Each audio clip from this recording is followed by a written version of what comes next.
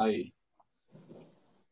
Eu acho que nós já estamos ao vivo agora, né? Sejam bem-vindos. Quem já for chegando aí, vamos esperar mais um pouquinho. Pastor Alexandre?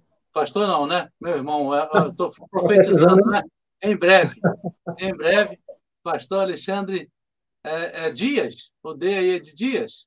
Sim, de Dias. Alexandre Dias Torres. Nós vamos estar falando aqui, volta e meia, né, do canal aí do irmão Alexandre, que o canal é o próprio nome dele, Alexandre D. Torres. Esse é o canal dele, então quando vai entrando o pessoal aí, a gente volta e meia no meio do canal, também tem um nome aí, o pessoal vai perceber, e vai lá no canal dele, se inscreva, tem conteúdo maravilhoso lá, para que você possa ser abençoado, ser edificado. O canal Alexandre D. Torres. Né? Alexandre, como é que você está? Tudo bem? Se apresenta aí para o pessoal. A paz, meu irmão, estou bem. A paz a todos que estão acompanhando e os que vão acompanhar ainda. Pois é, né? Só fazendo a apresentação, eu sou aqui do Maranhão, estou essa distância bem comprida, né, em relação ao irmão Jean. E tenho esse canal no YouTube, né, com o meu próprio nome. Foi naquela dúvida, não sabia qual nome colocava, era reino disso, reino daquilo, não, bota. Colocar meu nome mesmo. Colocar meu nome mesmo. Botou o reino de Alexandre, então. Aí está aí, ó, o canal Pela Graça do nosso irmão Jota. Seja bem-vindo, irmão Jota, muito obrigado. Oi, irmão Jota. Faz tempo, hein? Irmão Jota, né? Quanto tempo a gente, né, se comunicava sempre pelos canais lá de WhatsApp, né, de estudos bíblicos. Está aí o irmão Jota aí conosco aí, participando. Quero só participação, irmão Jota. Né? Vai aí mandando sua colaboração aí. Canal Pela Graça também é um canal muito abençoado. Se inscrevam, vão lá, acessem o canal do irmão Jota. É uma bênção. Que Deus possa abençoar a sua vida através desse canal. Vai lá que você vai ter muito conhecimento sobre a palavra do Senhor também.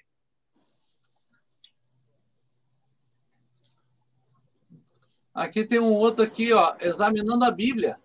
Maravilha. Olha. É outro canal que a gente acompanha também. Esses dois canais eu também sou inscrito. O nosso canal, né, de Escatologia, Princípio do Fim, também é inscrito no canal Examinando a Bíblia e também é inscrito no canal Pela Graça, do irmão Jota. Seu irmão, legal. Aqui o canal Examinando a Bíblia, participando conosco, né? Que Deus possa abençoar. Você também vai lá, acompanha o canal do Examinando a Bíblia, tem assuntos maravilhosos ali, bíblicos, profundos, sobre a palavra do Senhor. Agora chegou aqui, irmão, a minha esposa. Aí, que maravilha. Aline Garcino. Boa noite, minha esposa Aline. Lá o irmão Jota não, é irmão Alexandre, Aline. Não é irmão Jota, não. Irmão Jota é o outro do canal Pela Graça. Esse que está aqui do meu lado é o irmão Alexandre. Não, mas numa futura live o irmão Jota já vai estar convidado. Vai estar junto, vai estar junto. Certamente. Vai ser uma bênção. Aí está o canal do irmão Jota aí conosco aí. Então, nós vamos hoje estar conversando um pouco aqui. A gente separou um assunto sobre a Nova Jerusalém, mas vamos deixar um espaço para perguntas e não necessariamente só sobre a Nova Jerusalém. Você pode fazer perguntas do assunto que você quiser falar. Se nós soubermos, nós vamos responder. Se não soubermos, nós vamos dizer que não sabemos e vamos perguntar a Bíblia, vamos procurar, estudar, perguntar a outros irmãos que nos ajudam sempre nos estudos e traremos a resposta, se assim a acharmos, né? Porque nós não somos detentores da verdade, não é não, irmão Alexandre? Nós não temos conhecimento geral assim, né, para ficar aqui dizendo que tem que dar resposta para tudo, né? Aí, agora minha esposa corrigiu lá, irmão Alexandre, corrigindo. Maravilha. Bênção. Então, irmão Alexandre, eu vou estar lendo aqui, nós vamos estar falando sobre a Jerusalém atual, tá? Esse assunto a gente separou só alguns textos, que o nosso intuito nessa live é mostrar o valor da Igreja do Senhor, o valor que o Senhor, Deus, dá à sua igreja, a noiva do seu Filho, Jesus Cristo, que somos nós, a Igreja do Senhor. E ele, o próprio Deus, deixou isso na palavra dele de diversas formas, né? Com algumas informações de diversas formas possíveis. Não tem uma só forma de falar sobre igreja. Não é só a palavra igreja que quer dizer igreja. Tem muitas outras palavras, muitos, né, mistérios aí que está simbolizando a igreja. Então, nós vamos estar lendo Gálatas, capítulo 4, e alguns versículos, e vamos estar pulando. Eu queria a participação dos irmãos aí também. Que a minha esposa colocou aqui uma informação que eu não sei nem o que é isso, acho que ela está falando em línguas ali. Eu acho que ela está falando em línguas. Aqui, a minha sogra favorita, eu sempre brinco com ela que é a minha sogra favorita. Só tem uma, tá, irmãos? É brincadeira. É uma brincadeira que eu faço com ela. Boa noite, bom estarmos aqui aprendendo. Deus abençoe. Amém, minha sogra? Tamo junto. Aqui o irmão do Examinando a Bíblia diz: os irmãos também entendem que a grande meretriz nos revela a Jerusalém apóstata do tempo do fim? Opa, já uma pergunta aí, irmão Alexandre. Já uma pergunta aí do Examinando a Bíblia. Como você entende que a grande meretriz nos revela a Jerusalém apóstata do tempo do fim? Quer deixar essa pergunta para ser aqui no ar e eu leio o texto de Gálatas aqui e você entra, não? Pode ser assim? Se você quiser dar já uma introdução aí, fica à vontade. Antes de eu ler. Não. Vou trabalhar o texto aí primeiro, aí dentro do texto essa pergunta já vai ser respondida. Então tá bom. Então nós vamos estar aqui com Gálatas capítulo 4, versículo 24, 25, 26 e depois o versículo 31. Diz assim: o que se entende por alegoria? Porque estes são os dois concertos. Um do Monte Sinai, gerando filhos para a escravidão, que é Agar.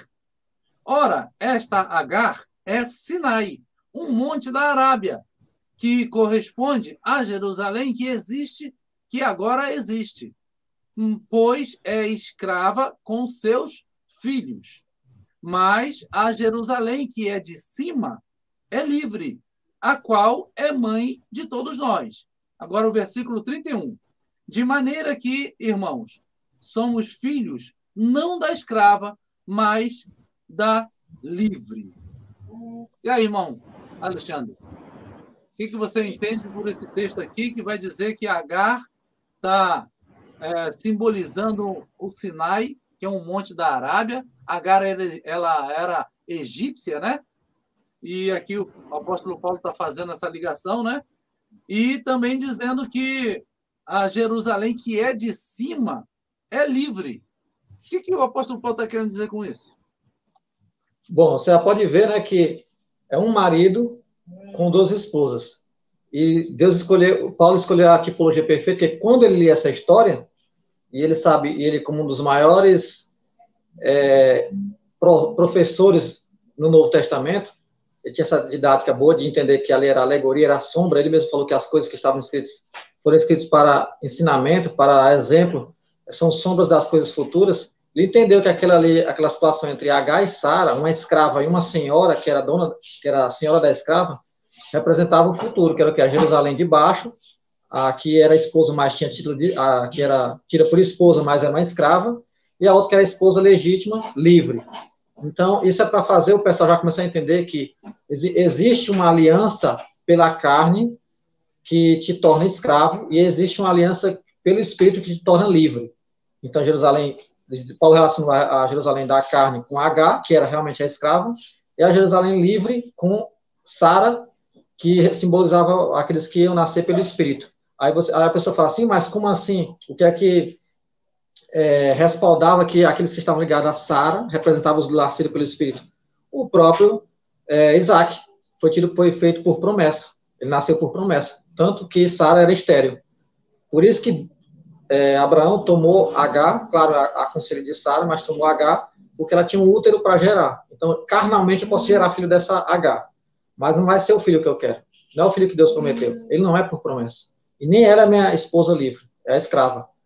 Aí, Deus, como é fiel à sua palavra, ele deu a promessa, cumpriu a promessa em Sara, que representa aqueles que nascem pelo Espírito, que é pela promessa. Então, todo aquele que se confia na carne faz parte da Agar. Todos aqueles que estão na carne nasceram e fazem parte de Jerusalém de baixo, que vai ser condenado, que é Agar, que não é livre. Agora, aqueles que são libertos, que nascem pelo Espírito, são livres, têm que nascer por Sara, ou seja, nascer por promessa, que promessa a salvação prometida do filho enviado, prometido, o Messias enviado, prometido e enviado para a terra. Então, já começa por aí o entendimento das duas alianças, a Jerusalém de baixo e a do alto. Você falou aí das duas esposas, no caso de Abraão, né? Está falando de Abraão. A Agar, ela era uma serva de Sara, certo? Sim. E como ela foi dada por Sara para ter contato íntimo com Abraão, ela acaba se tornando uma espécie de concubina ali, né? Porque a esposa legítima mesmo era Sara, mas ela, por ter esse contato, acaba fazendo essa aliança que fica simbolizando uma aliança na carne. Ou seja, irmão Jean, Agar não era a esposa ideal e nem a que Deus preparou. A esposa ideal e única esposa de Abraão era Sara. Agora, como é que posso dizer? Por permissão, decisão, né? Essa permissão que Deus deu para Abraão, Abraão tomou Agar, que não era a esposa ideal, para gerar um filho. Então, você vê que não é o desejo prioritário de Deus, Agar, era Sara. E aí você entende aquela primeira aliança, e a gente vai levar para o Sinai, que a Agar está ligada aos filhos que nascem pela carne, está ligada à aliança no Sinai, e quem aqui já conhece da Bíblia sabe que aliança é essa. Então, aquela aliança não era ideal. A ideal só veio vir depois, com Cristo, o filho da promessa. Ou seja, o Isaac. Era uma espécie de sombra para o que viria. Era só, como Paulo fala, era um aio que ia conduzir a Cristo. Era só por enquanto. Não era a oficial e permanente. A permanente é agora, que a gente está vivendo. Pela graça, e pela graça só pelo meio do Espírito Santo, que veio por meio de Cristo. Senão a gente estaria na carne e teria que cumprir todos aqueles rudimentos, e nem aquilo, nada daquilo ia trazer salvação para a gente, porque era pela carne. Pela carne a pessoa não alcança salvação. Sara não conseguiu. Agar não conseguiu. Na verdade, nós vemos aqui que quem cumpre a questão de estar cumprindo a lei somente e não estar na graça é chamado ali do povo judeu, né? O povo que está lá, descendente de Abraão, porém, segundo a carne, né? Não é um descendente de Abraão conforme o que Cristo agora veio estabelecer a nova aliança, certo? Agora, certo. Esses judeus, como entra... São só os judeus que são a Jerusalém de baixo, ou também o mundo gentio, sem ser aqueles que estão na graça, aqueles que estão ainda para seguir a lei?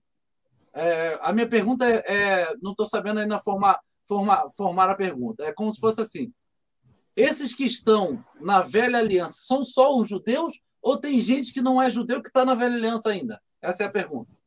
Sim, entendi, perfeito. Era por aí mesmo que... É por isso que eu estava trabalhando sempre falando os da carne, os que nasceram na carne. Você vê que eu não falei judeu, porque aí o pessoal que tem esse entendimento errado, já pensa na metodologia dispensacionalista, né? Não, judeus, o povo de Deus ali, judeus da primeira aliança é uma coisa, e o pessoal, o resto, é outra coisa. Não, os da carne é todos aqueles que estão debaixo dessa maldição do pecado. E o povo judeu, o povo de Israel daquele tempo, só representa isso. Eles representam aqueles que estão na aliança da carne. Por isso que fazem o corte no prepúcio, né? A circuncidar. Representavam os que estão a aliança da carne. Agora, a aliança do Espírito é pela a conversão no coração. Isso é o quê? Qualquer um, em qualquer terra, em qualquer planeta, em qualquer país. E aqueles que estão na carne, é todos aqueles que creem que pela carne conseguem alcançar a salvação. Paulo achou que era assim, quando ele estava na ignorância, e falou: eu vi que aquilo, vou falar nas minhas palavras, eu vi que aquilo ali era tudo eu reputei como perda para ganhar Cristo.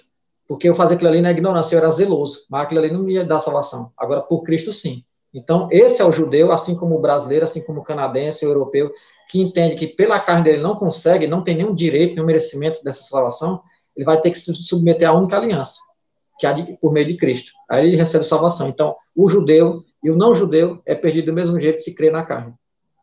Então, pegando esse gancho aí, a gente vai usar, né, o povo judeu como esse exemplo aí, porque é o que está escrito ali na palavra, né?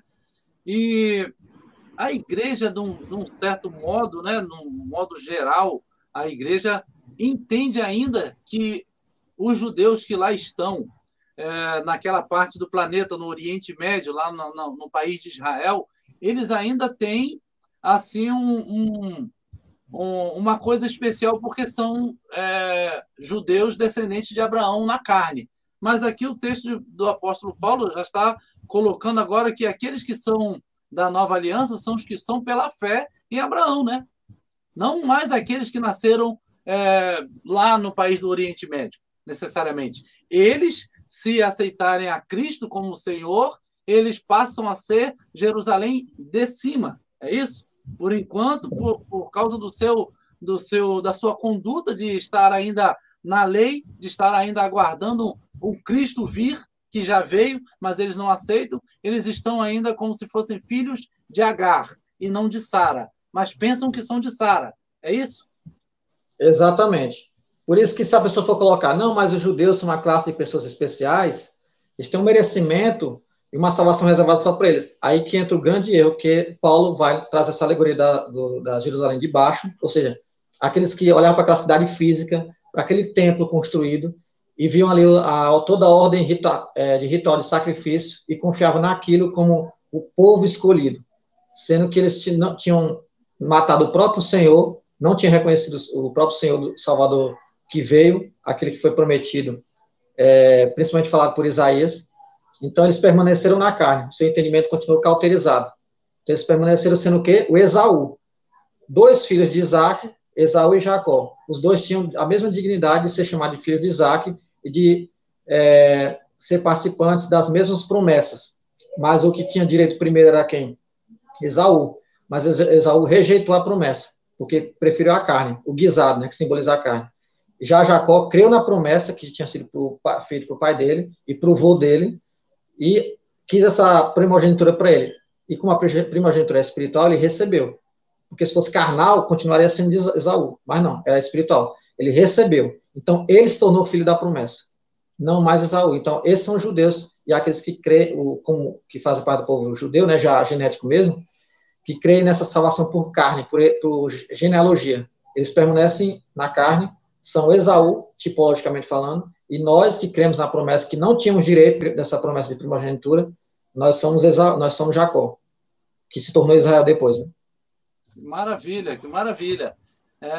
Então, no caso aqui, a Jerusalém de cima está apontando para a igreja de Deus. A Jerusalém de cima, ela aponta para você que foi lavado e remido pelo sangue de Cristo, que aceitou a Cristo como Senhor e vive como igreja, como noiva de Cristo. Então, Jerusalém de baixo é todo aquele que ainda não teve esse encontro com o Senhor Jesus. Está vivendo, às vezes, vive uma religiosidade, né? Vive ali uma crença, algo assim, mas ele não é igreja, porque está vivendo ainda nos moldes da velha aliança, não da nova aliança. Então, Jerusalém do alto aqui está representando a igreja do Senhor. Então, quando fala que a Jerusalém que é de cima, não quer dizer que tem gente lá no céu, não. Não quer dizer que tem gente lá morando lá no céu, que é a igreja que está lá no céu, é gente que já morreu, que está lá no céu. Não é isso que o apóstolo Paulo está falando. Ele está falando simbolicamente que precisamos buscar as coisas do alto. Precisamos ser como as coisas do alto, as coisas espirituais. Então, espiritualmente falando, nós somos a Jerusalém de cima, aquela que Deus olha e fala: esse é verdadeiramente o Israel do Senhor. Esse é verdadeiramente um judeu que não há dolo. Por que verdadeiramente? Porque é aquilo para o qual o Senhor o designou para ser. Né? Um pequeno Cristo. né, um pequeno ungido. Nós somos cristãos, né, pequenos cristos, que vamos seguir os passos do Senhor. Então, já para passar para a pergunta aqui do irmão, que está aqui na tela, ele está perguntando se a gente entende que a grande meretriz nos revela a Jerusalém apóstata do tempo do fim. O que você acha? Então, como a gente já caminhou por esse entendimento para o pessoal começar a entender essa questão de Agar, Sara, filho da carne, filho da promessa, Jerusalém de baixo e do alto, então agora a gente começa a construir esse entendimento, chegamos até aqui para poder responder essa pergunta dele, porque agora fica mais fácil a gente ter que voltar para trás e explicar o porquê de Jerusalém de baixo e do alto. Os que estão na carne, que representam da Jerusalém de baixo, que era simbolizado pelo pessoal que confiava naquele templo, naquela cidade, todo o rito sacerdotal dessa primeira aliança feita no Sinai, e todo esse pessoal que tinha aqueles costumes que foram impostos para eles através daquelas leis dadas através de Moisés, então todos eles constituem essa Jerusalém de baixo. E todos aqueles que creem na carne, que não são judeus na carne, que o irmão já acabou de tinha perguntado mais cedo. O pessoal de outros países fazem parte desse Jerusalém da carne, ou são só o pessoal judeu em si? Não. Tipologicamente e simbolicamente, todos fazem parte da carne. Todos eles estão debaixo dessa maldição, que os judeus ainda não saíram, os judeus que não se converteram em Cristo. Então, a Jerusalém de baixo é, sim, uma representação de todo esse sistema mundano, carnal, que está debaixo dessa condenação do pecado. E, aqui já levando para a escatologia, eu creio que essa Jerusalém, essa grande Babilônia, essa grande meretriz, respondendo mais especificamente a pergunta do irmão, eu creio que ela vai se formar ainda para o tempo do fim, conforme a gente for se aproximando dessa última, dessa grande tribulação. Vai ter uma grande prostituta, um grande comércio, um grande sistema de devassidão que vai se reunir em torno de uma capital, vamos dizer assim. Aí essa, para mim, é a Jerusalém de baixo, que está ali exatamente na mesma região onde está Jerusalém. Então, no caso, a Jerusalém de baixo, ela pode representar essa Jerusalém apóstata do final do tempo, essa Jerusalém que está lá hoje no Oriente Médio. Sim. Eu também entendo um pouco assim, pode ser que, né, com o desenrolar das coisas, a coisa tome um outro rumo. Mas, até aqui, o que eu também percebo é que essa Jerusalém que está lá no Oriente Médio, ela será usada pela besta no final dos tempos para reger o mundo. É de lá, tanto... existe uma promessa do Senhor que de Jerusalém sairá a lei, de Sião sairá a lei. Essa é uma promessa do Senhor. Mas isso é para o milênio e para o reino celestial do Senhor. De lá vai sair a lei do Senhor para o mundo. Só que depois, no final de tudo. Mas, enquanto isso não acontece, de lá vai sair a lei também. Mas a lei do anticristo, a lei da besta. Que, ao que nós entendemos, a Jerusalém de baixo vai apostatar, né, da fé, vai realmente seguir a besta, né, fazer aí a sua vontade, e de lá vai ser mandado as leis para o mundo. Esse é o entendimento que até agora a gente tem, segundo a informação sobre a Jerusalém de baixo, que está lá hoje em Israel. Eu tenho um vídeo, um estudo que eu fiz chamado As Três Jerusalém. Por que três Jerusalém? Porque ali eu trato da Jerusalém de cima, espiritualmente falando, a Jerusalém atual, como um povo, e a Jerusalém geográfica. Eu trato da Jerusalém cidade também geográfica, porque tem textos na Bíblia que vai falar da geografia, outro texto vai falar do povo daquela cidade, e o outro texto vai falar de um povo espiritualmente falando, que é a Jerusalém de cima. Então, o meu entendimento é que, sim, a Jerusalém apóstata, ela vai estar sendo aí a meretriz com a besta no fim dos tempos. É por isso que eu liguei, irmão Jean, a questão da Jerusalém no sentido simbólico, Jerusalém de baixo no sentido simbólico, que está falando dessa questão dos que estão na carne, mas eu também levei para o lado geográfico. Eu entendo que vai ter um lugar geográfico, não vai ser uma coisa assim, a Jerusalém de baixo, a grande meretriz, melhor dizendo, ela é uma coisa assim, a nível mundial, está no mundo todo, em qualquer país, não. Ela vai ter uma sede, ela tem que ter uma capital, é que o irmão Jean falou. Ela vai ter um lugar onde vai sair o decreto, as leis, a ordem, então tem que ter um centro de comando, é lá. Eu creio sim. Boa noite, irmã Marilda. Seja bem-vinda. Está aí conosco também, participando. Maravilha. Se você tiver alguma dúvida, alguma pergunta aí para fazer, né, coloque aqui nos comentários, que à medida do possível a gente vai lendo aqui, vai comentando. E não precisa necessariamente ser desse assunto que nós estamos falando, né? Como já falei cedo aqui. Um outro texto, irmão Alexandre, que também deixa muitas dúvidas, muito entendimento diferente aí na maior parte, né, da cristandade, vamos botar assim. Claro que hoje, com o advento da internet, nós estamos aí vendo muitos com um entendimento já realmente de acordo com a palavra, mas ainda tem aquele entendimento que já está batido na igreja do Senhor sobre, aqui no caso, as duas testemunhas, que está escrito aqui em Apocalipse 11. Alguns vão entender de uma maneira, as duas testemunhas vão entender, outros de outra. Antes de você ler esse texto, só para finalizar, porque eu ia ler esse texto que eu te falei, eu tinha te falado, então vou ler só para já passar a última pá de cal nesse assunto. O pessoal, só se tiver interesse, podem ler depois Hebreus, capítulo 12, pode ler o capítulo inteiro, que vai falar do contexto do assunto que eu vou ler aqui agora, dos versículos que eu vou ler, mas você pode ler já antes do capítulo 12, porque o assunto é tratado já antes do capítulo 12. Paulo vai dizer o seguinte, para quem crê que foi Paulo que escreveu Hebreus, né? Então, Paulo vai dizer o seguinte, Hebreus 12, versículo a partir do 22. Mas chegaste ao Monte Sião e à cidade do Deus vivo, a Jerusalém celestial e a muitos milhares de anjos, a universal assembleia e igreja dos primogênitos. Olha a palavrinha, primogênitos. Aí, que estão inscritos nos céus, ou seja, inscritos nos céus, e a Deus o juiz de todos, e aos espíritos dos justos aperfeiçoados. Então, olha o que é que Paulo está ligando aqui. Ele falou do Monte Sião, e toda vez que fala em Monte Sião, é uma referência para algo profético que leva ao milênio, ao reino de Cristo, a cidade do Deus vivo, a Jerusalém celestial, não fala Jerusalém que está ali na Judéia, Jerusalém territorial, física, está falando de algo espiritual. Aí entra no que o irmão Jean falou. Não quer dizer que tem pessoas morando lá. Está falando no sentido espiritual aqui. Porque quando essa Jerusalém tomar forma física, vai ser só no milênio. Aí nós vamos entender o que ela é e a extensão do que ela é. Porque a promessa é na terra, né? Não é no céu. Então nós vamos reinar na terra. Então, não tem nem para que entender que isso aqui já é no céu. Mas pode ler sobre as duas testemunhas, irmão Jean, só para ratificar o assunto.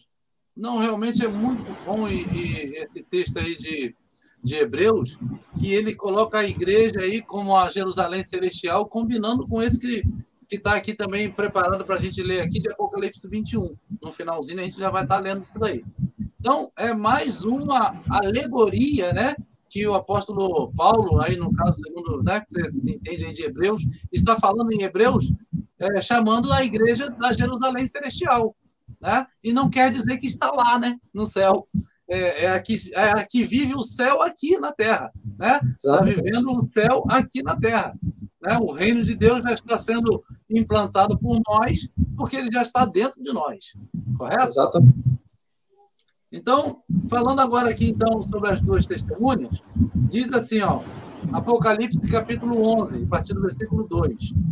E deixa o átrio que está fora do templo, e não o meças, porque foi dado às nações, e pisarão a cidade santa por 42 meses. E darei poder às minhas duas testemunhas, e profetizarão por 1.260 dias, vestidas de saco. Estas são as duas oliveiras e os dois castiçais que estão diante do Deus da terra. Versículo 7. Quando acabarem o testemunho, o seu testemunho, a besta que sobe do abismo lhes fará guerra, e os vencerá e os matará. E jazerão seus corpos mortos na praça da grande cidade, que espiritualmente se chama Sodoma e Egito, onde o seu Senhor também foi crucificado. E homens de vários povos e tribos e línguas e nações verão seus corpos mortos por 3 dias e meio, e não permitirão que os seus corpos mortos sejam postos em sepulcros.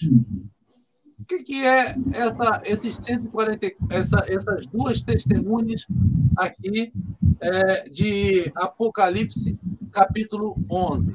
São duas pessoas específicas? Porque existem várias informações sobre isso, né? É o Velho e o Novo Testamento, são as duas alianças, judeus e gentios, né? É a igreja, são duas pessoas físicas. Como é que é isso aqui? Então, irmão Jean, o pessoal pode ver que ela tem alguns detalhes, para quem lê o Apocalipse como um todo e não entende que ele é linear. Esse é o erro de quem segue a linha dispensacionalista, né? Eu tenho que falar aqui porque é essa linha que interpreta assim. Então, quem tem essa interpretação linear, o Apocalipse está escrito etapa por etapa, realmente o que vai acontecer até lá. E não é verdade. Você pode ver que tem informações ditas aí das duas testemunhas que já é dita lá no período dos flagelos, que, por exemplo, a questão de, e se alguém lhes quiser fazer mal, fogo sairá da sua boca e devorará os seus inimigos. Se alguém lhes fizer mal, importa que assim seja morto. Elas têm poder para fechar o céu, aí a pessoa vai lá para as trombetas, vai lá para os selos, e você vai ver essa informação disso sendo feito, o céu tendo abalos, tendo sinais no céu, para que não chova, nos dias da sua profecia. E tem poder sobre as águas para convertê-las em sangue, isso também é dito lá nos selos e nas trombetas, e para ferir a terra com toda sorte de pragas, todas quantas vezes quiserem. Por que eu falei dessa questão dos sinais, dos prodígios que elas vão estar fazendo? Isso está relacionado dentro das trombetas, dentro dos selos. E são quantos selos e são quantas trombetas? 7. 7 mais 7, 14. Então você vê que eu sempre estou colocando a questão de som para você ver o número, né? Mas pega o 7 das trombetas e o 7 dos selos. Quantos anjos Jesus fala que tem nas igrejas lá, quando ele fala a primeira vez com João? Ele fala que tem 7 anjos, de quantas igrejas? 7 igrejas. Então você já vê que tem uma representação simbólica do número 7. Então, está apontando o quê? Tanto para as igrejas, como para os 7 anjos, como para as 7 trombetas e os 7 selos. Os 7 taças, e as 7 taças também, né? Esqueci das taças. Então, isso são simbologias. Então, essas coisas estão sendo levadas agora também para dois testemunhos, que fazem as mesmas coisas. Então, você vai ter que... Quem afirma que são 2 homens literais, além de outras coisas que eu vou falar mais para frente, ele vai ter que dizer, não, vai ter 2 personagens elevados a uma estatura de a suma santidade, operando tudo isso, e vai ter também um outro pessoal realizando isso também. Porque você é como se fosse uma coisa duplicada, vai estar realizando a mesma coisa que essas duas testemunhas. E não é a informação que a gente vê quando a gente entende que as informações apontam para o mesmo evento, para os mesmos personagens. A questão do 2. Você vai lá para Zacarias, e Zacarias está falando da mesma coisa aqui, que vai ter 2 oliveiras, 2 ungidos, que estão diante de mim, né? Estão diante do Senhor de toda a terra. É a mesma expressão dita para as duas testemunhas aqui, e é a mesma expressão também dita, se eu não me engano, para os 144 mil. É a mesma expressão. Então você vê que você já começa a entender que Deus está falando de coisas, da mesma coisa, com ângulos diferentes. Então, aqui no caso, tem informações, por exemplo, no versículo 2, vai dizer que para não medir a parte de fora, porque será pisada as nações, foi dada às nações e pisarão a cidade por 42 meses. Essa parte de fora aí está falando do templo, né? A parte aqui Sim. Foi dado o átrio, né? A átrio que está fora do templo. Isso está falando do nosso corpo, né? Aí o João Gilberto, né? João Gilberto. Uma saudação aí. Maravilha. De Deus. Está falando sobre o corpo, né? Sobre a igreja, que vai ser pisada, né? A parte de fora é o nosso corpo. Dentro, não. Porque tem um versículo que diz que nenhum fio dos seus cabelos vai cair, né? Vai ser retirado. Mas os discípulos, e muitos deles, inclusive hoje, estão perdendo a cabeça inteira com todos os fios. Como entender, então, que o fio de cabelo não será caído da sua cabeça? Está se falando num modo espiritual, não pode ser físico. Então, aqui é a mesma coisa. Está se falando aqui não de um templo de paredes, mas se falando do corpo humano. E o que vai ser guardado é a alma. A alma, do ser humano, do servo do Senhor, está guardada. Esse fio de cabelo simbolizando a alma, está guardada. O diabo e o inimigo, a besta, o que for, não pode tocar. Ele pode até pisar no átrio, aqui, pisar na parte de fora, né, do templo, que é o nosso corpo, que vai ser pisada, né, pelas nações, na perseguição. Inclusive, nossos irmãos no Oriente Médio já estão sofrendo isso. Então, esse texto também está apontando para essa direção, né? Sim, exatamente. E, por exemplo, você está falando sobre a questão de medir o tempo, né? Que quem vai entender que isso aqui é literal, aí se a gente for literalizar, olha o que está falando aqui. Que João recebeu uma cana, semelhante a uma vara, né? Para medir o tempo. Aí levante, o anjo fala para ele, levanta e mede o templo de Deus e o altar e os que nele adoram. Aí você olha assim, o templo de Deus, o altar e os que nele adoram. Gentil pode adorar dentro do templo? Não. Então quem é literal já está errado. Quem podia entrar lá? Só o pessoal da tribo Levi. Não era nem os judeus, nem de outras tribos, só da tribo Levi. E tinha lugar lá que só o sacerdote. E depois só o sumo sacerdote. Então, não é bagunçado assim. Aí eu falei, deixa o ato que está fora do templo e não meças, porque foi dado às nações. Justamente as nações gentios que vão estar humilhando esse templo. Aí você olha assim, peraí, humilhando o templo, pisando no templo, não pode nem entrar. Então, não é nem templo santo de Deus. Aí... porque foi dado às nações e pisaram a cidade santa por 42 meses. Irmão Jean, essa mesma informação de 42 meses é dita sobre, se não me engano, os 144 mil. A mesma informação, o povo de Deus vai estar sendo perseguido no Apocalipse 13, que fala da besta. Se não me engano, é a mesma informação. Sim. Isso é interessante para as pessoas perceberem a informação que Deus está dando. Uma coisa liga a outra. Está falando da mesma coisa de ângulos diferentes. Aí fala aqui, por quanto tempo que elas vão estar profetizando? E darei poder às minhas duas testemunhas e profetizaram por 1.260 dias. Essa mesma informação também é dada a respeito do povo que vai estar sendo perseguido no período da grande tribulação pelo dragão, né? Aliás, a mulher, pronto, lembrei. A mulher, essa mesma informação é dada para a mulher de Apocalipse 12. Quem será que é essa mulher, né? É literal também? Quem quiser literalizar vai ter dificuldade. Então, os irmãos já estão vendo que Deus está tratando aqui de alegorias. É isso que o irmão Jean estão tentando deixar claro aqui para os irmãos. É alegoria, não é só simbologia. É um símbolo, significa isso. Não. É uma alegoria, é um entendimento muito mais profundo para você entender aquela profecia. Então, todos esses pontos que nós estamos tratando aqui, irmãos, está levando a um entendimento que Deus quer trazer com diversas óticas sobre uma mesma coisa, que é a igreja do Senhor.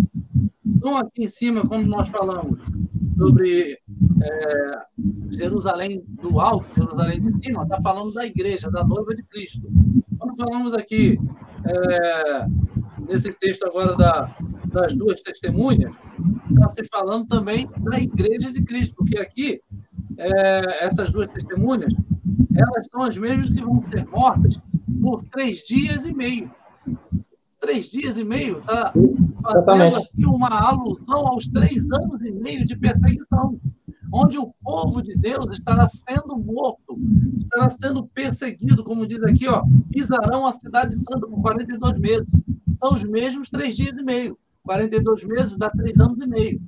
Então, aqui eles já usam uma outra expressão chamada 3 dias e meio, mas é o mesmo período de perseguição, porque aqui ele está informando que elas vão ficar mortas. Vamos dizer aqui, e jazerão seus corpos mortos na praça da grande cidade que espiritualmente se chama Sodoma e Egito, onde seu Senhor também foi crucificado. Sodoma e Egito, onde o Senhor foi crucificado, é Jerusalém. Jerusalém, onde foi Jesus crucificado. Sodoma, porque é prostituta, a prostituição. E Egito, porque é escrava. É por isso que Deus está fazendo agora esse apontamento. E aqui, ele vai dizer, os homens de vários povos, línguas, tribos e nações verão seus corpos mortos por 3 dias e meio, e não permitirão que os seus corpos mortos sejam postos em sepulcros. Aí depois vai dizer, depois de 3 dias, desses 3 dias e meio, entrará neles o espírito de vida. Ou seja, depois desses 3 dias e meio, é porque o arrebatamento vai acontecer. Depois desses 3 anos e meio, o Espírito de vida vai ressuscitar a igreja do Senhor, aquela parte da igreja do Senhor que terá morrido. Porque uma parte será protegida no deserto, uma parte morrerá na mão da besta e outra parte vai ser presa. Aquela que for para a espada, o que for para a prisão, e o que for para proteção no deserto. Então, aqui, aqueles que morrerão, vai haver a grande ressurreição aqui do povo do Senhor, porque entrará neles o Espírito de vida, está simbolizando a ressurreição para o acontecimento do arrebatamento. Então, mais uma vez, as 2 testemunhas aqui estão apontando para a igreja do Senhor. Não é isso? Exatamente. Isso. Mas já só uma pausa aqui, eu vou resolver o negócio já que eu volto, viu? Tá bom, eu vou continuando aqui. Tá. É importante essa informação, porque muitos vão entender que as 2 testemunhas, elas são 2 pessoas literais. Só 2 pessoas que vão estar lá em Jerusalém. Porque mostra que vai ser morto lá, que vai ser isso, mas Deus está falando sobre uma coisa mais alegórica, uma coisa maior. Ele está simbolizando o povo, o seu povo, sendo morto durante esses 3 anos e meio finais da grande tribulação, onde ele simboliza como 3 dias e meio, onde ele simboliza como 42 meses, onde ele simboliza como tempo de metade de um tempo. Isso tudo é um simbolismo apontando para o tempo da grande tribulação. Entenderam? É essa a grande informação que nós temos da palavra do Senhor. Porque se a gente quiser literalizar, vamos ter dificuldades de entender o contexto geral do que o Senhor quer dizer para nós. Não é isso, irmão Alexandre? Exatamente. Porque a pessoa vai ter que ser coerente com aquela linha de interpretação dele. Se ele quiser literalizar, inclusive, aproveitando, eu lembrei o que eu queria falar sobre as 2 testemunhas. Eu tinha respondido isso já num vídeo, uma live que eu fiz com o irmão Jean e com o pastor Miquel, e vou repetir aqui mais ou menos as mesmas coisas. Quem quiser entender que ali 2 homens literais, e ainda apontando para, o pessoal geralmente aponta para Moisés e Elias, Moisés e Enoque, Elias e Enoque, ele vai ter que dizer que ele tem 2 homens mais velhos que Jesus Cristo, vivos ainda, que é impossível isso, e com o corpo glorificado antes de Cristo. Mais complicado ainda. E outra, a informação que tem aqui nas 2 testemunhas é que elas vão estar espalhadas, parece que elas estão espalhadas em mais de um local ao mesmo tempo. Como é que é isso? É teletransporte? E elas vão estar mortas e vivas ao mesmo tempo? A informação que é dada aqui. Então, quem crê nisso tem muita dificuldade para literalizar. Agora, para quem crê que não, é só 2 profetas, não sei quem. É 2 pessoas, não sei quem. Por que Deus vai eleger somente 2 pessoas acima da média em detrimento de todos os demais? Isso é estranho. Isso é estranho. Deus pode usar todo o poder porque não tem ninguém merecedor. Tiago vai falar que Elias, eu estou falando do profeta Elias, foi um dos profetas mais honrados que teve no Velho Testamento. Ele fala que eles eram sujeitos às mesmas paixões que nós. Então, eles não tinham nada de merecedor em relação a mim, ao irmão Jean e a você que está assistindo. Amém, maravilha. Uma outra situação aqui também que tem várias interpretações, e você já até citou aí, está no Apocalipse 12. A mulher, né, de Apocalipse 12. Mas antes disso, aqui, examinando a Bíblia, diz para a gente, perfeita explicação, irmão. Não faz sentido o ato exterior literal ser pisado. O que o anticristo vai pisar é o exterior, esse corpo de carne. Amém. É isso daí. Então, aqui, Apocalipse 12 diz assim, versículo 1. E viu-se um grande sinal no céu, uma mulher vestida de sol, tendo a lua debaixo dos seus pés e uma coroa de 12 estrelas sobre a sua cabeça. E estava grávida e com dores de parto, e gritava com ânsias de dar à luz. E a mulher fugiu para o deserto, onde já havia lugar preparado por Deus para que ali fosse alimentado durante 1200 1060 dias. Aqui, mais uma vez, uma informação que nos aponta, se a gente não tiver cuidado ao ler, vai ter dificuldade de interpretar. Aqui, mais uma vez, está apontando para a igreja, né? A igreja do Senhor, representada aí ao longo da história, né, irmão? Vai representada ao longo da história, mas aqui está apontando também para a igreja do Senhor, que vai ser protegida, alimentada no deserto, uma parte dela, né? Por 1.260 dias, 3 anos e meio. O 1.260 dias é a mesma numerologia, exatamente do mesmo jeito que fala das 2 testemunhas, que é o tempo de profecia deles.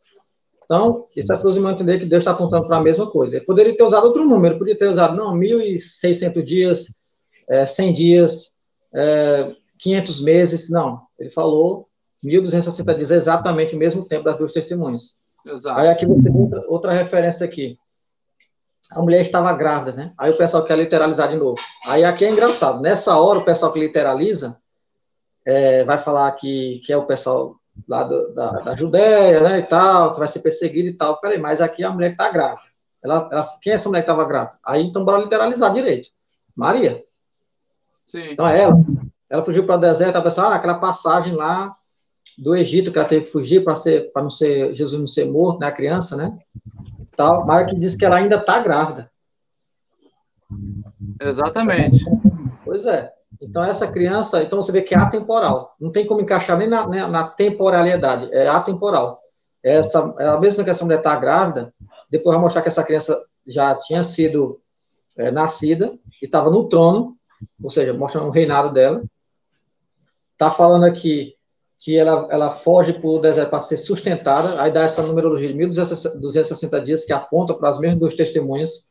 Vai falar da questão do dragão, você vai lembrar das bestas que perseguem o povo santo, que é perseguido. Então, são referências atemporais. Não dá para encaixar nem Maria, quem é o pessoal mais, não sei se tem alguém aqui, mas o pessoal católico romano, né, interpreta assim. Não dá para encaixar nem Maria, não dá para encaixar também nem, outra interpretação, nem que é só o povo lá da Judéia, e no caso aqui, como é atemporal, você vai conseguir encaixar o mais coerente, é que realmente está falando de um período extenso de tempo, é uma profecia alongada, que começa lá em Eva, que isso aqui também dá referência para Eva, essa promessa da gravidez para Eva. Então você vê que é uma profecia alongada que vai se cumprir quando esse filho varão vier. Que aqui fala da guerra de Miguel e seus anjos contra o dragão, que não conseguiu prevalecer. Então é uma profecia alongada. Ela nem, se cumpriu lá no passado. Não, está alongada aqui ainda. Essa batalha ainda vai acontecer. Esse filho que está no trono ainda vai vir. Então, é uma profecia alongada. Então, é atemporal. Não tem como você colocar isso de forma temporal. Porque tem aquele texto que o apóstolo Paulo diz, né, que ele está gerando com dores de parto, né? Até que Cristo nasça em vós. Eu não sei se está saindo um som, um barulho quando eu falo, está saindo um som, se está dando para entender. Queria que os irmãos me dessem um feedback aí, que eu estou ouvindo um barulho aqui, como se fosse um sopro quando eu falo, e não sei se está saindo para vocês aí, se está ouvindo bem. Se os irmãos puderem me dar um feedback aqui. Aqui para mim está... Aqui é a irmã Maria de Fátima Fonseca. Boa noite, irmã. Está sempre acompanhando a gente, seja bem-vinda. Maria de Fátima. Então, quando o apóstolo Paulo diz, né, que nós estamos gerando Cristo, também aqui, né, no final dessas dores de parto, no final da grande tribulação, que ela vai aumentando as dores de parto, as contrações vão se aumentando até que chegue a luz, até que a igreja dê a luz a Cristo, né? Que no caso Cristo virá com aquela luz no céu, né, resplandecente. É o momento em que a igreja espiritualmente deu a luz ao Cristo e é o momento que Cristo está voltando para arrebatar a sua igreja. Está informando aqui que está saindo um barulho. Está incomodando? Está dando para entender o que a gente fala? Como é que está? Eu não sei de onde seria esse barulho. Não sei se é da minha webcam aqui. Estou ouvindo um barulho realmente complicado aqui. Se alguém puder me dizer que está dando para ouvir perfeitamente. É como se estivesse ventando. Estou eu falando, eu cheguei até para trás aqui um pouco. Vamos ver se ainda está ainda. Toda vez que eu falo, ainda está fazendo um barulhinho aqui na webcam.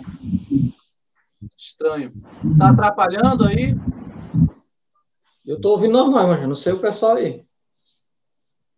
É porque eu estou ouvindo e parece que entra como se fosse um vento. Eu estou tendo esse retorno aqui. Não sei o que está acontecendo. A minha sogra disse que está dando para ouvir aí. Vamos lá, não tenho agora como mexer. Espero que as informações estejam chegando bem aí. Eu cheguei mais para trás e quero ver até se está chegando bem agora. Vamos lá. Os 144 mil, irmão Alexandre. Sim. Os famosos 144 mil. E existe uma gama de interpretação também diferente sobre esses 144 mil. Inclusive, uma delas é totalmente assim, fora mesmo da palavra, que é dizer que só existe 144 mil salvos. Então, o que nós estamos fazendo aqui? Se só existe 144 mil, já passou muito tempo. Acho que nem esses que acreditam ser dessa forma estão incluídos. Porque o número 144 mil, desde que Jesus veio, já passou muito tempo. Né? Não se pode literalizar esse número, né, irmão? Não, porque a pessoa tem só 144 mil selados, ou seja, o selo remete ao Espírito Santo. Então, 144 mil pessoas que têm o Espírito Santo. Vixe, 144.001. Opa, esse um está fora. Então, o restante ficou fora, não tem o selo mais. Então, não tem Espírito Santo, então não tem salvação. Aí os literalistas vão falar que não, mas calma, é uma coisa simbólica. Então é simbólico. Então, você reconhece que é simbólico. Então, se é simbólico, tem uma alegoria por trás. Então, não é literalidade. É uma coisa mais alegórica, mais no sentido simbólico mesmo. Então, essa mesma referência 144 mil, né? Eu vou dar até uma matemática para o pessoal aqui. Você calcula aí quanto é que é 12 vezes 12 vezes 12 vezes 12 vezes 1000.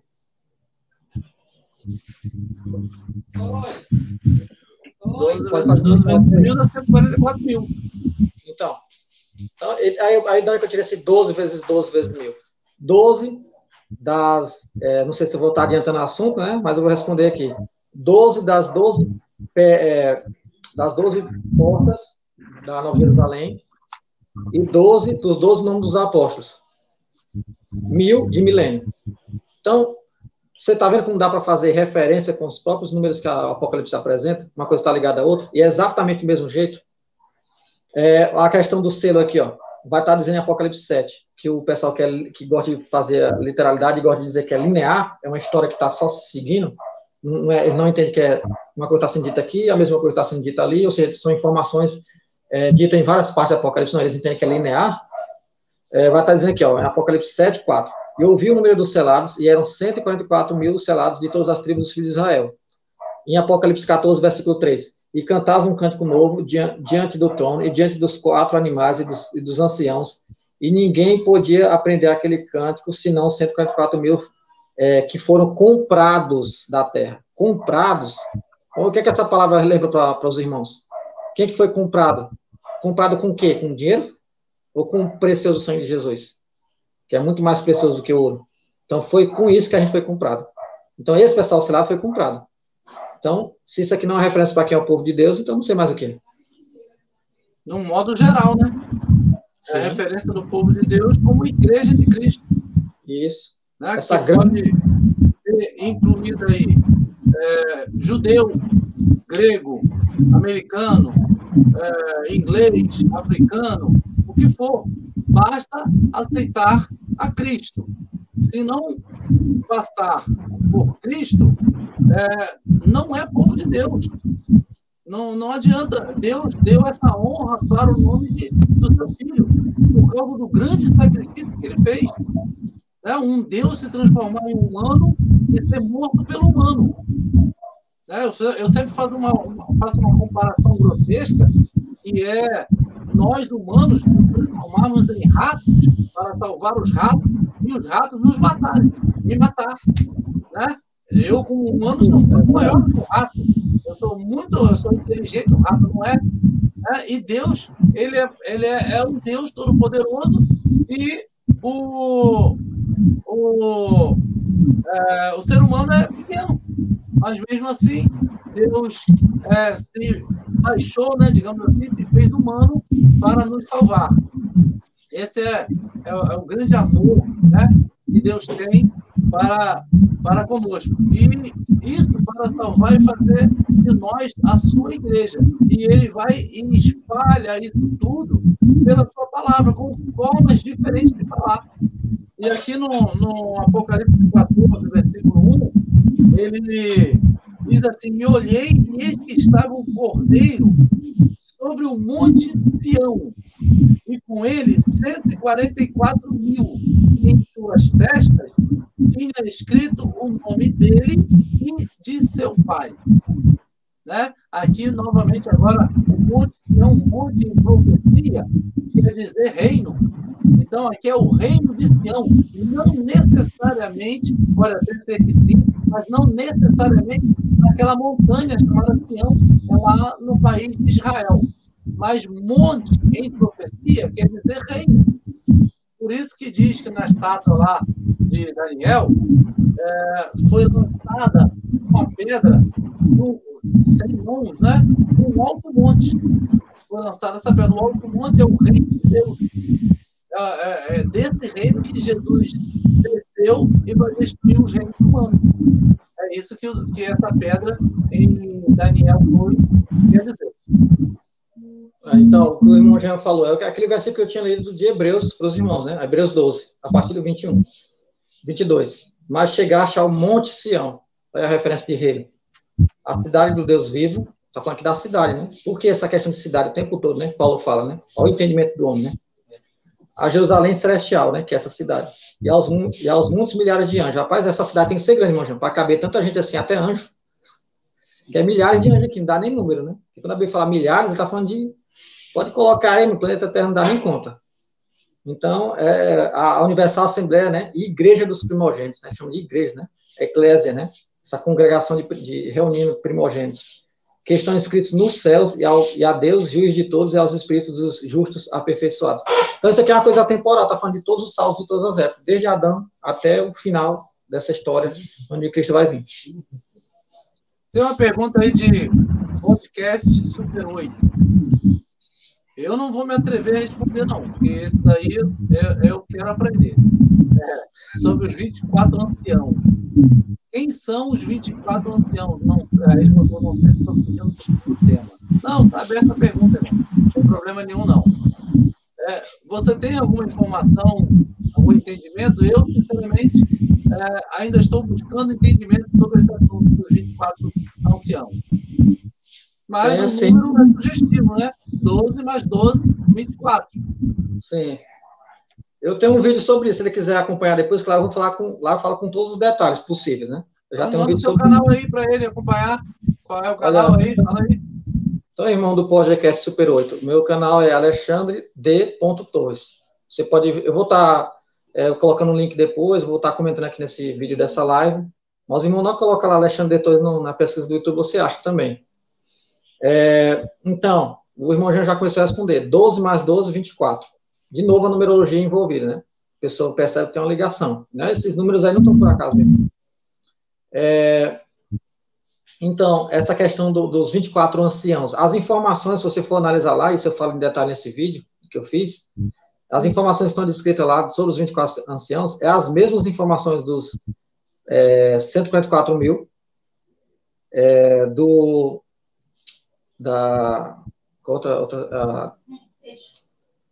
da Nova Jerusalém, são as informações semelhantes ou iguais.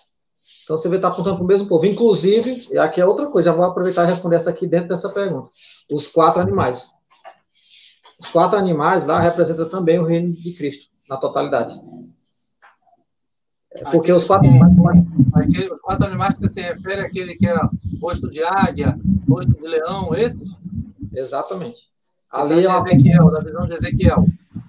E do Apocalipse também. Entendi. Eles participam dos selos. E dos selos mostra as trombetas. Então, uma coisa está apontando na outra. Então, são referências, de novo, né? Para os irmãos que já estão tendo esse entendimento com essa live que a gente está fazendo, são apontamentos proféticos, simbólicos, alegóricos para o mesmo povo, apontando para a mesma coisa. Então, aí para o irmão ver com mais detalhes, eu explico bem detalhado lá nesse meu vídeo, lá pode vir no meu canal que eu explico lá, aí você vai entender os 24 anciãos. Mas, falando por alto aqui, a resposta é isso. Eu entendo que aponta também para o povo de Deus. Maravilha. Agora, uma coisa que vai para a gente ir já fechando, né, a nossa live, já estamos com 1 hora de live. Se os irmãos quiserem perguntar alguma coisa, já vão preparando suas perguntas aí, que nós estamos praticamente caminhando para o nosso fim. Apocalipse 21, a partir do versículo 2. Tem informações interessantíssimas aqui para entendermos mais uma visão, né? Mais uma ótica de Deus sobre o seu povo. Diz assim: eu, João, vi a cidade santa, a nova Jerusalém, que de Deus descia do céu, adereçada como uma esposa ataviada para seu marido. Ouvi uma grande voz do céu que dizia: eis aqui o tabernáculo de Deus com os homens, pois com eles habitará, e eles serão o seu povo, e o mesmo Deus estará com eles e será o seu Deus. Versículo 9. E veio um dos 7 anjos que tinham as 7 taças cheias das últimas 7 pragas, e falou comigo, dizendo: vem, mostrar-te-ei a esposa, a mulher do Cordeiro. E levou-me em espírito a um grande e alto monte, e mostrou-me a grande cidade, a Santa Jerusalém, que de Deus descia do céu. Então, aqui, muitos vão interpretar que é uma cidade que vai estar descendo e a gente aqui de baixo vai estar vendo o fundo dela. Nós aqui da terra vamos olhar para cima, para o céu, e vamos ver uma cidade descendo com casa, com apartamento, com tudo formado com alicerces, e a gente vai estar vendo o fundo da cidade e ela vai descer e vai se assentar lá em Jerusalém. Muitos entendem dessa forma. Mas aqui o texto vai dizer para a gente assim: eu vi a grande cidade, a nova Jerusalém, que descia do céu, adereçada como uma esposa, como uma noiva. Quem é a noiva de Cristo? Primeira pergunta que você tem que fazer para o texto é esse: quem é a noiva de Cristo? Porque aqui, essa cidade, ela está descendo do céu como uma noiva, adereçada para o seu noivo, para o seu esposo. E aí ele diz: eu ouvi uma grande voz que dizia: eis o tabernáculo de Deus com os nomes. Tabernáculo é de tabernacular, é de morar, de estar dentro, de estar convivendo ali. Então, isso fala de nós, a igreja do Senhor, do nosso corpo. É em nós que o Senhor Deus vive. É em nós que Ele fez casa. É em nós que Ele fez o seu templo. Ele quer fazer isso aqui um tabernáculo, para Ele estar tabernaculando conosco. Então, o texto está apontando, mais uma vez, para o seu povo, o povo de Deus. E aí ele vai no versículo 9 e 10, que conclui esse entendimento. Se a gente for literalizar isso daqui, não vai entender nunca. Vai ficar muito complicado de você entender que uma cidade vai estar descendo, voando, baixando assim, voando, com os alicerces, com tudo, com prédios, com tudo descendo. E aqui ele está dizendo: veio um dos 7 anjos, com as 7 taças, aí no final ele diz: vem mostrar-te-ei a esposa, ou a noiva, a esposa do Cordeiro, ou a noiva do Cordeiro, em outras versões. Aí ele fala, o anjo fala: vem, João, eu vou te mostrar a noiva do Cordeiro. Mas quando ele chega lá no local, João fala assim: ele me levou em espírito a um grande e alto monte. Que alto monte é esse daqui? É o reino de Deus. João foi levado ao reino de Deus. O grande e alto monte é o mesmo daquele onde Jesus que é a pedra, que eu falei agora há pouco, foi lançada nos pés da estátua. Então foi levado ao grande e alto monte e mostrou-me a grande cidade. Ué, ele não falou que ia mostrar a noiva do cordeiro? Como é que ele mostrou a grande cidade? Será que ele abriu a porta errada? Desculpa, João, é a porta errada para mim. Vou te mostrar uma mulher ali. Não, é claro que não. Aqui, aí ele diz, mostrou a grande cidade, a Santa Jerusalém, que de Deus descia do céu. Mas aqui tem uma outra coisa que precisa ser entendida. Não é porque está descendo do céu que a igreja do Senhor está lá no céu. No momento dessa visão aqui, é o momento em que a grande tribulação está acontecendo na terra. E Jesus vai voltar para fazer um casamento com a sua igreja. Mas a igreja, num estado espiritual, ela já está vestida de vestes nupciais. Ela já está vestida como uma virgem, como uma noiva ataviada para o seu noivo, para o casamento. O casamento ainda vai acontecer, porque ela ainda é noiva. Para o seu noivo, ela está vestida para acontecer as bodas. Então, isso mostra que ainda estamos no tempo da grande tribulação. Não está lá no céu a igreja. O que está lá no céu é a chamada de cidade celestial. É como se fosse segundo o que eu entendo, né? Como se fosse uma espécie de roupa, uma nova roupa, um novo corpo, né? E é isso mesmo, glorificado. Está lá para descer para nós, para nos glorificar, nos revestir. Aí sim estaremos formados como a noiva para casar, né, com o noivo Jesus Cristo. Não quer dizer que nós estaremos lá no céu e vamos descer com Cristo no céu onde está Deus. Nós vamos para as nuvens. A Bíblia diz que nós seremos arrebatados até as nuvens. E das nuvens nós descemos para o reino de Deus aqui na terra ser estabelecido. Porque um rei reina com a sua esposa rainha.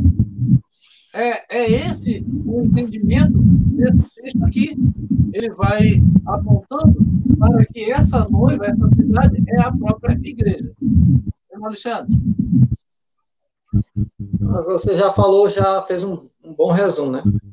Então, por exemplo, já esse detalhe que tu falou, né? Ele começa falando, vai mostrar eu, João, vi a santa cidade, Nova Jerusalém, que de Deus descia do céu, adereçada como uma esposa ataviada para o seu marido. Jesus vai casar com a cidade. Então já é estranho, né? Então ela está ataviada, desceu preparada, arrumada como uma mulher, essa cidade. Aí você, passando as informações que o irmão João falou, você vai ver lá embaixo os detalhes dessa cidade, né? O que é que ela é feita, né? O que é que ela é adornada. Aí você lembra da ataviada. Ela desceu ataviada. É uma cidade que desceu parecendo com uma noiva e ataviada. Eu falei, peraí, ataviada do quê? Aí vai dizer aqui, ó. E tinha a glória de Deus. É uma cidade que tinha a glória de Deus. Isso aí você vai lembrar do quê? A mulher de Apocalipse 12, vestida do sol. E a sua luz era semelhante a uma pedra preciosíssima, com a pedra de jaspe, como cristal resplandecente. E tinha um grande e alto muro com 12 portas. Ó, o 12 aqui. O 12 dos 24 anciãos, 12 mais 12, 24. O 12 dos 144 mil, 12 mais 12, 12 vezes 12 vezes 1.000, 144 mil. Aí nas portas, 12 anjos. Olha os anjos aqui, os 7 anjos das 7 igrejas que também tocam as trombetas. Então, com as taças. E nomes escritos sobre elas, que são os nomes das 12 tribos dos filhos de Israel. Olha as 12 tribos. É outra confusão que o pessoal faz. Não existe mais 12 tribos, viu, pessoal? Tem gente por aí que existe sim um povo aí, até complicado eu falar, mas eu vou falar. Um pessoal que se diz que crê em Cristo, mas tem que observar umas coisinhas da lei, do Antigo Testamento, voltar a seguir. Tem um grupo aí que está crescendo. É a interpretação totalmente errada de achar que existe 12 tribos por aí espalhadas que vão se encontrar de novo, vão se reunir. Não, pessoal. Tanto é que estão chamando... Quem defende isso está chamando a Bíblia de mentirosa, porque a Bíblia fala, tem profecia que Deus diz que aquele povo não ia ser mais povo, ia misturar entre as nações. Aquelas 10 tribos do norte, como dividiu o Reino do Sul e Reino do Norte, o Reino do Norte foi disperso entre as nações, só ficou o Reino do Sul. E desse Reino do Sul, tem descendentes de judeus, muitos originais, mas tem muitos de mistura. É filho de judeu com a brasileira, judeu com a americana, judeu com o alemão, judeu com não sei quem, e tem uns aí que nem é mais original, não tem nem sangue, porque já vem a mistura toda, às vezes nem é mais judeu assim, mas tem a mistura, porque lá na frente, lá em cima teve o sangue judeu, de alguma forma. Então, não existe 12 tribos. Então, aqui as 12 tribos é outra referência simbólica, tipológica, para apontar para o povo de Deus. Até porque tem uma tribo que ela é rejeitada na profecia no Apocalipse, que é a tribo de Dan. Então, cadê essa 12ª tribo? E a tribo de Efraim, que está descrita no mesmo Apocalipse, ela nunca existiu. A tribo de José, melhor dizendo, ela nunca existiu. Lá vai falar da tribo de Efraim. Aqui no caso é que existe. Mas lá vai dizer tribo de José. Então, é uma coisa que você vê que está apontando para algo mais profético. Então, essa questão das 12 portas, das pedras que compõem essa cidade, as pedras preciosas, ela tem essa glória de Deus sobre ela. Ela tem esses nomes dos apóstolos das 12 tribos, ou seja, você está vendo a união entre tribos e apóstolos. Então, para quem é literalista e quer levar para o Antigo Testamento, peraí, que você está falando, está dando um respaldo para o Novo Testamento, está falando dos apóstolos também. Então, está colocando o selo do Novo Testamento aí, da Nova Aliança, melhor dizendo, para quem não está conseguindo entender o que eu estou falando. E essa cidade, a medida dela, 144 mil de altura, comprimento e largura. Meus irmãos, está muito claro. 144 mil, por que não botou outra medida? E se a cidade é literal, ela tem que ter esse tamanho. Se ela tem esse tamanho, eu duvido caber tanto crente numa cidade dessa. Jesus vai estar, sabe, vai ser um abraço igual aquele de futebol, né? Todo agarrado no outro ali, ninguém consegue se mexer. Vai ser complicado esse reino, né? Eles não vão ter nem para onde andar, nem para olhar. Então, é isso que eu tenho para dizer para os irmãos, porque o irmão Jean já resumiu bem tudo. Exatamente. A Bíblia está falando, apontando, no final das contas, irmãos, para o povo de Deus. Quando vai falar das pedras preciosas, das pérolas, de jaspe, de esmeralda, tudo que tem lá, está falando do olhar de Deus, do olhar de Jesus sobre você e sobre mim, que somos sua noiva. Ele nos vê como pedras preciosas. Tem aquele texto, né, irmão, que você tinha falado aí, não sei se é do profeta, que Deus disse que adornou Jerusalém, né? Adornou Jerusalém com pedras preciosas, né? Ou seja, Deus vai colocar pedras preciosas no muro de Jerusalém, do lado da cidade. Não, ele está falando simbolicamente com o povo. E que, na verdade, foi lá agradecer a outro Deus. Foi ele que adornou ela, ele que deu toda a preciosidade para Jerusalém, e Jerusalém o traiu com outro Deus, que não é Deus, né? Com outro ídolo. Então, na verdade, não podemos literalizar isso, senão a gente vai ter que ver uma pedra preciosa pendurada no muro de Jerusalém. Lá em Israel, no antigo de Israel, não tinha ainda. Deus está falando do povo que estava naquela cidade. Não existe cidade sem ter um povo ali. Então, aqui, o texto de Apocalipse ele é muito perigoso para nos dizer que quando o anjo vai apontar para a noiva, ele mostra a cidade que tem uma coisa só. Ele está fazendo uma alegoria de cidade prostituta, é uma cidade que traiu Deus, está com outros ídolos, espiritualmente falando, e a cidade virgem, a cidade amada, que é o povo dele, que está seguindo os seus mandamentos, seja homem, seja mulher, o povo de Deus, seja judeu, seja gentio, em Cristo. Inclusive, irmão Jean, sobre essa questão da cidade, pessoal, mas por que cidade? Por que Deus escolheu essa tipologia para falar de cidade? Claro que Deus tem várias outras tipologias, apelidos que ele dá para a igreja, o povo dele reunido. Mulher, essa simbologia, porque está falando de uma cabeça que acredita, um corpo que representa a mulher, então cabeça nesse corpo, faz esse corpo. Então, Cristo é a igreja, o povo de Deus reunido com o seu Deus. Templo, casa, cidade, rebanho, né? Caso ovelhas, né? Então, tem vários apelidos que Deus dá para o povo dele. Essa questão da cidade, se você for lá para Isaías, para quem tiver mais curiosidade, tem passagem em Isaías que ele vai falar ele começa falando assim, você vê que está falando de uma mulher, aí quando vai passando os versículos, ele começa a falar da cidade, uma cidade sendo reconstruída, sendo feita. Então, é o mesmo apontamento para cá. Porque se a gente entender assim, Eu sou casa espiritual. Você é casa espiritual. O irmão Paulo Sérgio é casa espiritual. O irmão Hilbert é casa. Aqui o podcast é casa. O Luiz Carlos é casa. E todos os irmãos que aqui estão, Marilda, Marileia, Aline, Luiz Carlos, e todos os outros aqui acima, Maria, João Gilberto, examinando, todo mundo aqui sendo casa espiritual, casa com casa, com casa, com casa, com casa, com casa, faz uma cidade. Várias casas formam uma cidade. Então, nós somos a verdadeira cidade. Porque nós somos chamados de casa espiritual do Senhor.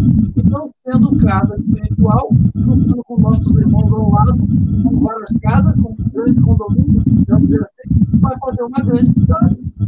Sim. E essa grande cidade é uma grande cidade espiritual, uma grande cidade santa aos olhos do Senhor. E somos nós. Ele vai morar em nós. E nós, como casa, somos o tabernáculo do Senhor. Entenderam? Então, não é algo necessariamente literal de alicerce, de pedra, de tijolo. Está falando de nós. Porque Deus não habita em templo feito por mão de homem. Deus habita em nós. Não quer dizer que ele não está lá no templo, quando nós estamos na louvando, mas ele está lá porque nós estamos lá. Quando nós saímos de lá, daquela casa, onde nos reunimos, aquela casa fica vazia. É só um prédio. Mas nós somos as pedras vivas, os prédios vivos, a igreja, os templos vivos do Senhor, do tabernáculo do Senhor. E nós juntos formamos uma grande cidade. Por isso que está simbolizado como uma cidade. O pessoal, por exemplo, para fixar mais o entendimento sobre a questão da cidade construída, Pedro vai falar que nós somos pedras vivas. Essa informação, e essa mesma informação, se não me engano, é dita lá em... Tem um profeta que fala, compara o povo de Deus também com pedra, né? No sentido de construção mesmo. Agora, uma pergunta que eu tenho para você, irmão Jean, porque também é dentro desse tema. Essa Nova Jerusalém, ela desce quando? Porque tem gente que fala que ela vai descer depois do milênio, tem uns que falam que é antes, né? E tem uns que falam que parece que nem desce. Então... o tempo que ela vai descer? Sim. Para mim, o tempo que ela vai descer é no final da grande tribulação, que é quando nós, que somos a Nova Jerusalém, seremos glorificados para ser realmente, né, a noiva de Cristo, para ver ali as bodas do casamento mesmo em si. E aí a noiva com o noivo se casando vão reger o reino. Rei e rainha. Porque assim, tem pessoas que fazem ele parte o texto aqui de Apocalipse 21, irmão, pega o primeiro versículo, aí isola, aí diz que o segundo versículo já está falando de outra coisa. Versículo 1. E vi um novo céu e uma nova terra, porque já o primeiro céu e a primeira terra passaram e o mar já não existe. Opa, agora vamos dar um hiato de tempo aí. E eu, João, vi a santa cidade, a Nova Jerusalém, que de Deus desceu do céu, adereçada como uma esposa ataviada para o seu marido. Ou seja, e aqui ainda inclui que o Deus Pai, eu estou falando de gente que tem essa interpretação, então tem que falar exatamente como eles interpretam. O Deus Pai desceria junto com a Nova Jerusalém, literal, uma cidade quadrada, de mesmo comprimento de altura, largura e altura, desceria com Deus Pai dentro, no final do milênio. Aí eu caço essa interpretação, eu caço essa brecha para interpretar assim, que eu não encontro. Porque está falando aqui, ó, um novo céu e nova terra vai ser feito. Porque a primeira terra já passou e o mar já não existe. Aí vai falar em seguida, essa Nova Jerusalém, que está adornada, descendo da parte de Deus para a terra, aí vai falar as informações que a gente já falou aqui, que é o povo de Deus. Então aqui já não está nem falando de cidade literal para quem entendeu tudo que a gente explicou aqui. Então já é um povo descendo. E esse povo desce quando essa terra está tida como novo céu e nova terra. Aí vai ter aquelas perguntas, mas como é a terra refeita, a terra feita do zero? Eu creio que é uma terra refeita, reconstruída. É como você pegar um carro acabado, todo arrebentado. Você pega ele é um carro que está destruído, mas ele ainda existe. Se você pegar e reformar ele, levar para um cara craque nisso e trazer, vai dizer, o carro está novinho. Não é o mesmo carro? Mas o carro estava destruído antes, mas ele existia. Então é isso. Eu creio assim. Então essa terra vai ser reconstruída por Jesus Cristo para o reino dele milenar. e essa nova Jerusalém descendo é o povo de Deus. Então, essa interpretação que vai ser depois do milênio, que Deus Pai vem dentro dela, então a igreja vai ficar aqui, parece que não vai ter nem sede própria, né, que aí é um outro erro, eu com o irmão João também, eu creio nisso, vai ter uma sede, esse reino tem uma sede, tem uma capital, e é lá exatamente no mesmo local onde está Jerusalém meretriz. Então, e claro que vai ser uma coisa muito mais majestosa, né? Vai ser, igual a gente vê, muito mais majestosa que a gente não consegue nem imaginar. Então, esse é esse ponto que eu queria trazer, porque tem essa interpretação errada também. Maravilha. Aí o irmão... Nossa, o barulho está me incomodando muito aqui, deixa eu tirar a concentração. Eu acho que eu cheguei mais perto aqui do meu microfone e piorou. Parece até que estou soprando para falar.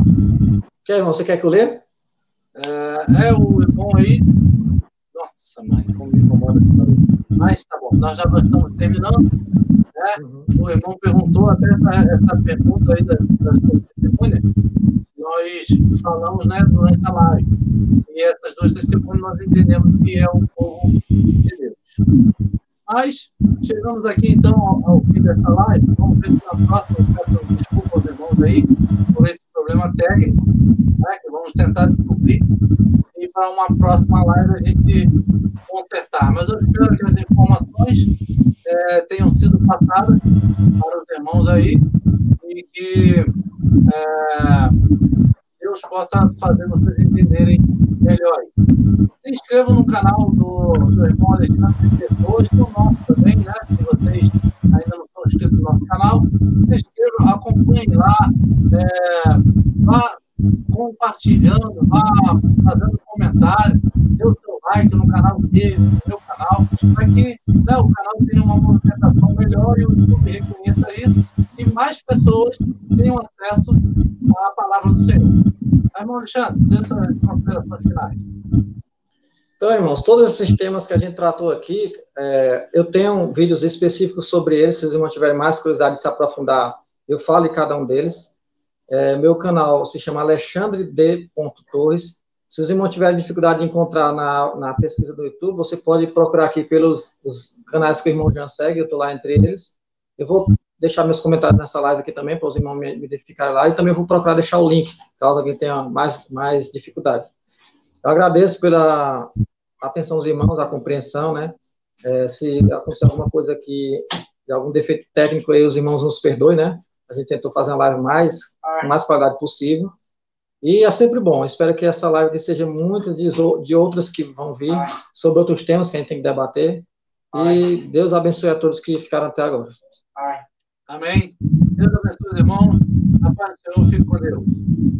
Paz.